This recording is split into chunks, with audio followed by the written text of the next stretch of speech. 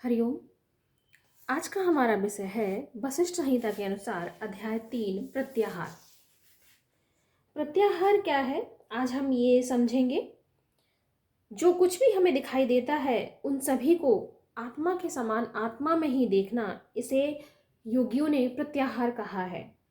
विषयों में स्वाभाविक रूप से विचरने वाली इंद्रियों को उनसे बलपूर्वक पीछे लौटना ही प्रत्याहार कहा जाता है। प्रत्याहार के ज्ञान मात्र से ही मनुष्यों के जो शत्रु होते हैं, जैसे काम, क्रोध, लोभ, मोह, अहंकार, कामना, तृष्णा, इच्छा इत्यादि का नाश होता है। प्रत्याहार के करने से कामादि शत्रुओं का भी नाश होता है। जहाँ जहाँ पर ये चंचल मन विचरण करता है, यानी कि भागने का प्रयास करता है, तो उसे वहाँ से लौटाने का प्रयत्न करते हुए अपनी आत्मा में बस करने का नाम ही प्रत्याहार है। विषम परिस्थितियों में भी सामान्य मन स्थिति को बनाए रखना प्रत्याहार की साधना है। यानी कि अगर आपके सामने कोई बहुत ही विषम परिस्थिति उत्पन्न हो गई है, तो उसमें भी अपने मन को सामान्य स्थिति में रखना, अपने मन को समान रूप से रखना ही प्रत्याहार कहलाता है। यानी कि अगर आपको कोई दुख मिला है तो उस दुख में भी आपको दुखी नहीं होना है, या अगर आपको बहुत ज़्यादा सुख महसूस हो रहा है, कोई बहुत ज़्यादा खुशी मिली है, तो उस खुशी में भी बहुत ज़्यादा अपने आप को खुश नहीं रखना है। जब हमारा मन इधर उधर भागने का प्रयत्न करता है और अपनी एकाग्रता को खोने लगता है, तब हमें क्या करना है, अपनी दृढ़ इच्छा शक्ति यानी कि संकल्प शक्ति से मन को पुनः अपने स्थान में ले आना ही प्रत्याहार है। जो व्यक्ति परिस्थिति के अनुसार जीता है उसके लिए कोई समस्या नहीं है, क्योंकि वह फिर समय के प्रतिबंध के अनुसार ही अपना कार्य करता है और अपने जीवन को बिताता है। योग कहता है कि सबसे पहले अपनी कमजोरियों को पहचानने का प्रयत्न करना चाहिए। हमें देखना है कि हमारे जीवन में कौन सी कमियां हैं, उन कमियों को हम कैसे दूर करना है, यानी कि हमें आत्मनिरीक्षण करना चाहिए।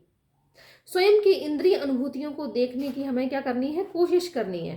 पहले एक इंद्रिय का ध्यान रखना है, फिर दूसरी इंद्रियों को जीतना है, फिर तीसरी इंद्रियों को जीतना है। इस प्रकार से हमें पांचों इंद्रियों को देखना है और उन पर जीत दिलानी है। यदि अगर हमें कोई बहुत पुरस्कार मिलता है, तिरस्कार मिलता है, पुरस्कार मिलता है तो सुनने में सुखद लगता है, तिरस्कार मिलता है तो हमें दुख लगता है। सुनने में अरुचिकरी वचनों से अपने मन को क्या करना है, हटाना है और अपने आत्मा में बस करना है। सुगंध और दुर्गंध से भी अपने मन को हटा लें। मधुर, अम्ल, तिक्त आदि रसों की तरफ भी अपने मन को आकर्षित नहीं करना है, वहां से भी हटा करके अपनी आत्मा के अंदर बसीभूत करना ही प्रत्याहार है। यानी कि सामने आप देख रहे हैं दो फिगर बने हैं।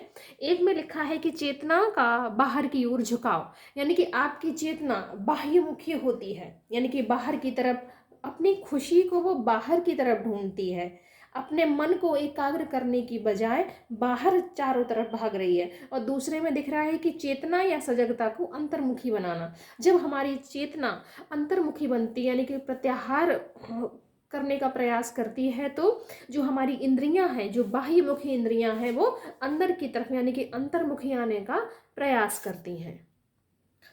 इंद्रियों के माध्यम से मन को नियंत्रित करने की प्रक्रिया ही प्रत्याहार कहलाती है। आपने देखा होगा कि जब एक कछुआ जो है, जब अपनी इंद्रियों का प्रयोग करना होता है, तभी वो अपने हाथ को, अपने पैरों को, अपने सिर को अपने कवच से बाहर निकालता है। और जब उसको इंद्रियों का प्रयोग करना बंद हो जाता है, यानी कि जब उसे लगता है कि उसे अपनी इंद्रियों का प्रयोग नहीं करना है, तो वो अपनी इंद्रियों को अपने कवच के अंदर डाल देता है। यानी कि कछुआ जो है वो क्या करता है, आवश्यकता पड़ने पर अपनी इंद्रियों को अपने कवच से बाहर निकालता है, और जब कार्य पूरा हो जाता है तो उन्हीं इंद्रियों को अपने कवच के अंदर रख लेता है। वैसे ही हमें क्या करना है, हमें बहुत ज़्यादा बाह्यमुखी नहीं बनना है। जब हमें आवश्यकता हो तब हमारे मन में विचार चलने चाहिए। और जब हमें लगता है, कभी कभी हमारे मन में बहुत ज़्यादा व्यर्थ संकल्प आते हैं, बहुत ज़्यादा व्यर्थ विचार आते हैं, तो हमें क्या करना है, हमें अपने आप से पूछना है कि ये जो विचार मेरे मन में आ रहे हैं, क्या ये मेरे लिए आवश्यक है?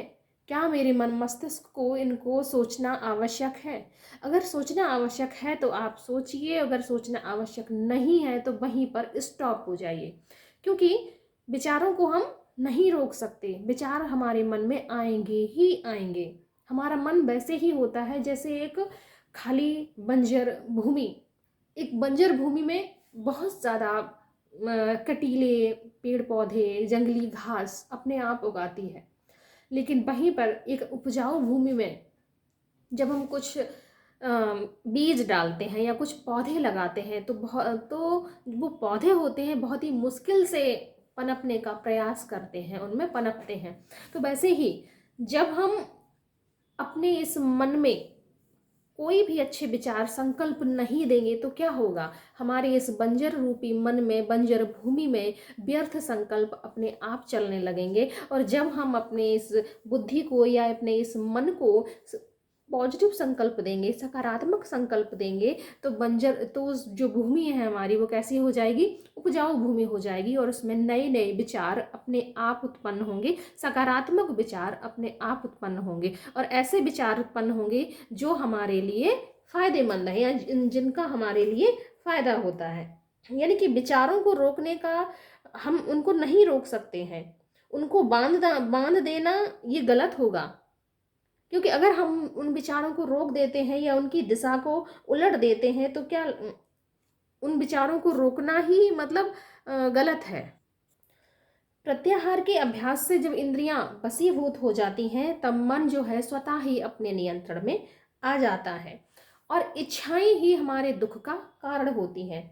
जब हमारी इच्छा ही हमारे बस में रहेगी तब कोई दुख ही नहीं रहेगा। यानी कि प्रत्याहार से क्या होता है? प्रत्याहार से दुख के कारण का ही हम समूल नाश कर देते हैं। यानी कि इसके पश्चात हम अपने मन को उच्च साधना में लगा सकते हैं, या हमारे मन को उच्च साधना में लगाया जा सकता है। यानी कि कहने का तात्पर्य है कि अगर हम प्रत्याहार का अभ्यास करेंगे, और जैसे जैसे हम प्रत्याहार का अभ्यास करेंगे, हमारी इंद्रियां, हमारा मन, हमारी इंद्रियां हमारे बस में हो जाएंगी। और जब हमारे बस में हो जाएंगी तो इच्छाएं ही समाप्त हो जाएंगी। यानी कि इच्छा कभी इंसान को अच्छा नहीं बनने देती है। तो जैसे वो इच्छाएं ही जब पूर्ण नहीं होती हैं, या किसी भी चीज़ की हम इच्छा करते हैं और वो हमें नहीं मिलती है, तो वही हमारे दुख का कारण होती है। तो हमें क्या करना है? उस इच्छा को ही हमें अपने बस में कर लेना है। जब वही बस में हो जाएगी तो हमें किसी भी प्रकार का दुख प्राप्त नहीं होगा, और हम अपने दुख के जो कारण है उसको ही हम समूल नष्ट कर सकते हैं, और अपने मन को उच्च साधना में लगा सकते हैं।